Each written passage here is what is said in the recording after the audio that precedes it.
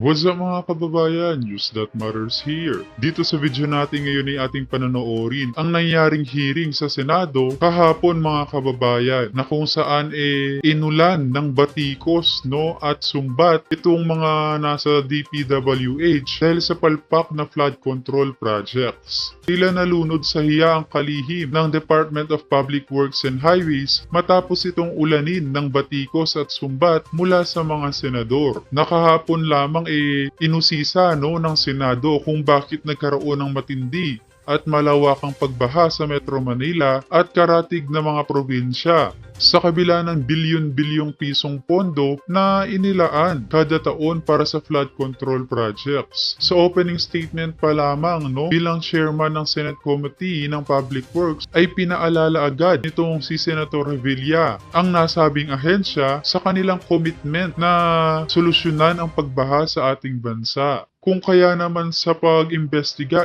lumutang nga sa pagdinig na totoo nga na walang master plan o kabuang plano para sa flood control project sa Metro Manila. Hindi rin daw integrated ang nabanggit na proyekto dahil ayon mismo kay DPWH Secretary Manuel Bonoan na ang kada proyekto ay nakatutok lamang sa partikular na lugar o ilog. Napaamin din itong kalihim ng DPWH na ang pinagmamalaking 5,500 control ni Bongbong Marcos sa kanyang ikatlong zona mga maliliit lamang pala na proyekto o flood control. Naku naman po, nawala naman di umanong na ibibigay na malaking pondo para sa mga malalaking flood control simula pa noong 2023. Kahina-hinala nga naman. Grabe naman yan. So ibig sabihin, itong pera na naka-audit sa office ng Malacanang binulsa o kinamkam ng mga kilalang tao dyan. Kung kaya naman hindi ko na patatagalin pa mga kababayan, heto na ang buong video. Really moving, Secretary, kasi kung titingnan nyo po from last year tsaka this year, baka walang magsabing nag-improve talaga sa amin and I'm speaking from personal experience. So again, Secretary, and I mentioned this yesterday, I don't see anyone who can lead DPWH other than you. We trust you. We trust you since last year and the day you assumed office. And sana huwag nyo kaming biguin, Secretary. Secretary, I can assure you, Your Honor, that we will put priority on this project. I've just been handled actually the documentations on this project already, Your Honor, and this will be the basis for us to pursue this project.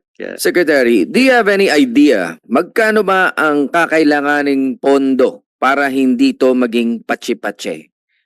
Kung talagang popondahan mo, for example, para masolve ang problema in Bulacan, for example, magkano ang pera ng gobyerno ang kailangang gastusin para masolve ang problema dyan sa baha? Do you have any idea? On a project-to-project basis, siguro, Your Honor. So talagang magpapatsi-patsi pag gano'n? I think, let's say, Kasi kung halimbawa, for this project, 200 billion, 300 billion, gano'n? for this project alone, it will cost 130 billion 130 billion Yes. for that. for this project alone. Chairman? Mr. Chairman? Mr. Chairman, siguro just to manage then our expectations, Secretary, kasi parang nabanggit nyo, for the master plan, feasibility study, parang it takes one presidency to finish it. Absolutely. Tama po ba? And then it's the next presidency who will implement the project. So I guess babalik tayo, Mr. Chairman, dun sa Oh, yeah. konsepto ng continuity. That's Kasi right. meron din ho tayong maling ugali na tuwing nagpapalit ng Pangulo, nagpapalit din ng proyekto.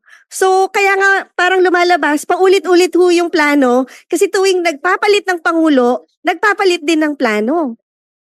Di ba ho? Kasi katulad nga na nabanggit ko kanina, noong 2013, meron na nga tayong master plan for flood management in Metro Manila. So hindi ho natin alam, nasunod ba ho tong plano na to? Because this plan would take 20 years. So siguro, natuloy ho ba tong plano na to? Or pagkatapos ho ba nung Pinoy presidency, nabago ho ba ang plano nung Duterte presidency up to ngayong Marcos presidency? Natuloy ho ba? Your Honor, tuloy-tuloy po yung master plan for Metro Manila. So ito ho na i-implement. Yes po. Thank you, Mr. Chairman. Okay, Mr. Secretary. Sorry, Mr. Just- Chairman, one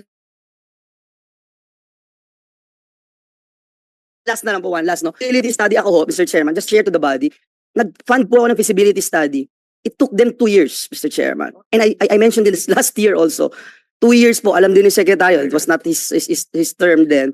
2 years yung feasibility study. Nung nagawa po yung feasibility study, hindi rin po in-implement, Mr. Chairman. Tapos, noong pinag-usapan namin ni Secretary, I remember that day, Mr. Secretary, when we talk about it. And ang sabi, kulang-kulang yung feasibility study kaya hindi ma-implement dahil hindi din magiging integrated o wala ding impact. 2 years po yung hinintay ko nun, Mr. Chairman. Ako pa ho yung nag-push para mapondohan yun. Hindi din po in-implement dahil kulang. Sino yung nag-feasibility study? Sila. Sino yung nagsabing kulang? Sila din po. Sana, Secretary, makita natin itong ganito kasi kung 23 billion po yung feasibility study proposal for NEP this year, we wanted to find out, no? Kasi ang hirap po, no, Mr. Chairman, napakahirap talaga natanggapin eh. Yung 5,500 kunyari na programs, parang lumalabas, kaya natin ito ginawa dahil ito yung maliliit, kaya patsi-patsi. Pero yung malalaki, sana Secretary, magsalita din po kayo. Kasi yung malalaki hindi pinondohan. Siniro. Yun ang sabihin nyo sa buong Kongreso. Kaya maliliit yung ginagawa namin. Kaya sa totoo lang, wala ho talagang impact. Yun ho yung lumalabas, Mr. Chairman. Grabe no mga kababayan, bilyon-bilyon itong pondo na nilalagak dito sa flood control tapos malalaman lang natin na mga maliliit na flood control lang ang ginagawa nitong mga nasa DPWH. So madaling salita, tiba-tiba talaga sa pera itong mga engineers no ng DPWH. Kung gano'n, ngayon lang nalaman na hindi pala pang malakihang project ang ginagawa ng mga to, kundi mga pipitsugin lang kaya binabaha. Thank you, Mr. Chairman. Thank you, Secretary. Baka gusto mo sumagot, Secretary. Okay. Okay. Okay. Mr. Chairman, siguro for Anyway, the record, can you it's not, just, for the record, it's not the Senate, ha? Tama po ba, Secretary?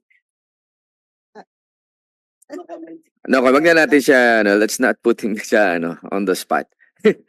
But anyway, Secretary, meron ka pa gusto sabihin for your presentation? You just submit it to us na lang para mas mabilis tayo. Wala pa tayo sa... I found out that over the years, there has not been any dredging and desilting operations that were carried out in the principal rivers all over the country.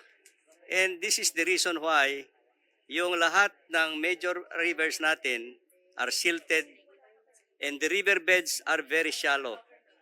The riverbeds have become very shallow to a point that any downpour na tinatawag natin, mag-overflow po yung riverbanks.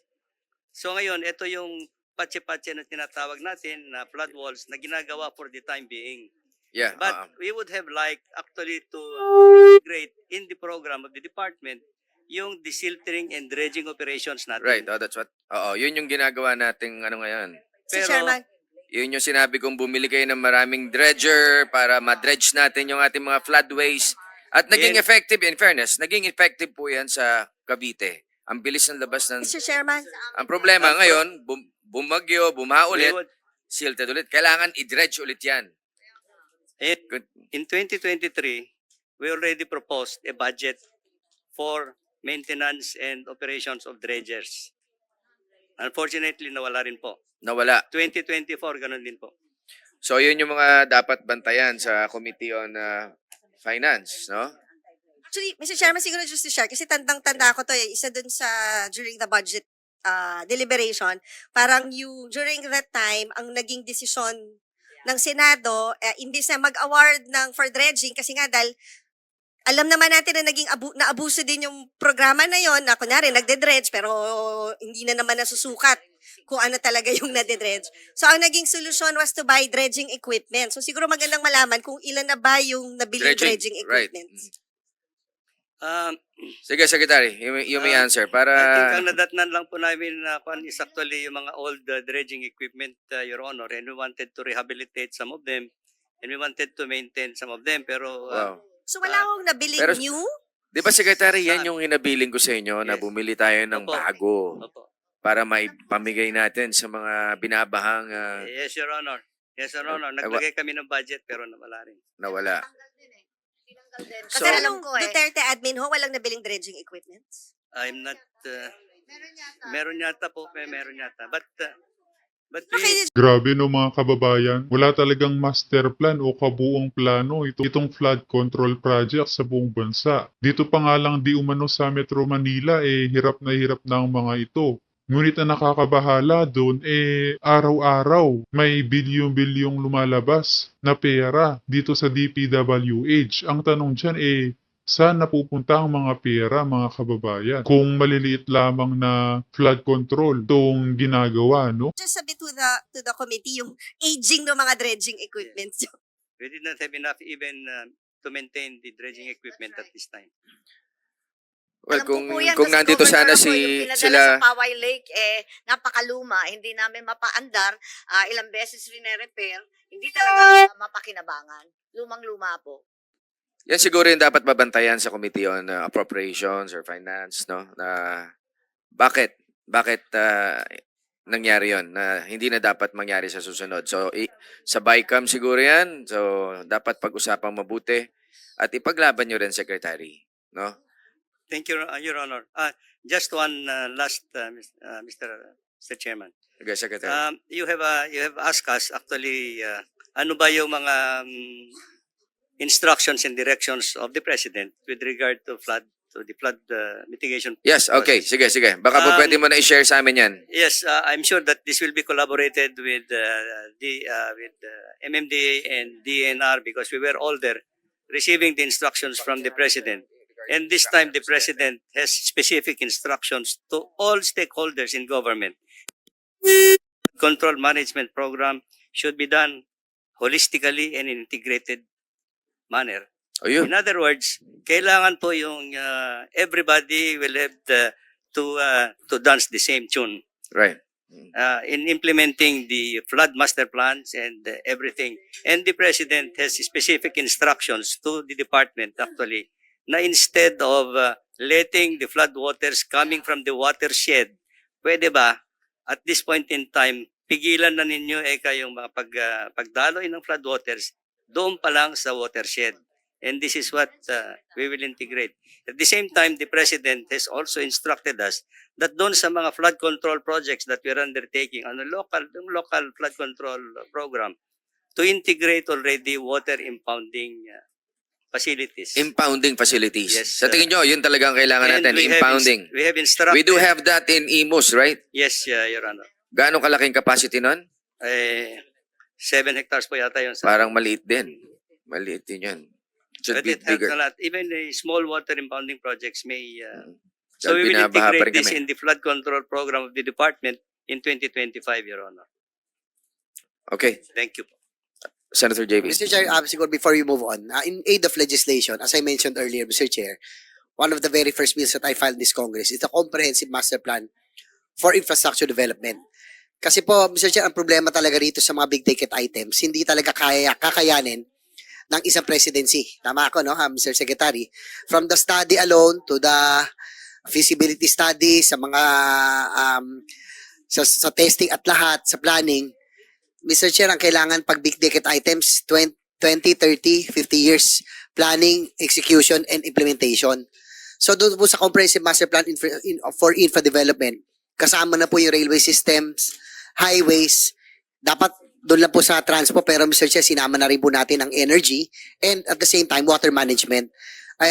Mr. Secretary, siguro if you can also submit us in our hope so that we can appreciate it better, yung pong pagdating sa water management, no, dahil tulad niyan, ang problema po natin, pag tag-ulan, sobra-sobrang ating tubig, no, nawa-wash out lang, pero pag tag-init, walang-wala naman po tayo. Nabanggit nyo kanina yung water impounding, yung mga dams, siguro floodways, Mr. Chair, yung mga talagang big ticket items, yan ang kailangan natin.